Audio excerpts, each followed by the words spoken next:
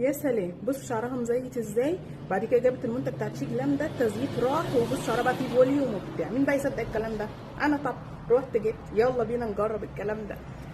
منتي فريش فوليومايزنج دراي شامبو، في 5 الوان منهم الترانسبيرنت اللي هنستخدمه النهارده. الباكجينج خطير، في مرايه كده من فوق. اول حاجه بنفتح الباكجينج عشان نشيل القطع البلاستيك اللي بتحمي الدراي شامبو، بيبقى باودر زي ما انتم شايفين، وبنرجع نركب القطعه اللي من فوق تاني، وبتدي بقى نفتحه وبيبقى الشكل عامل كده. بنبتدي نخرج منه المنتج بالطريقه دي، ويلا بينا نجرب على شعر اسيا. زي ما انتم شايفين شعرها ملزق كده بقاله كذا يوم ما اتغسلش، فتعالوا نجرب الدراي شامبو. اول حاجه بنبتدي نفرق شعرها كده، نفرق بين الشعر ونبتدي نحط على فروة الراس. انبهار اسيا لانه هو كمان بالمنت والشوكولاته، فبيعمل كده كولينج لفروه الراس خطير.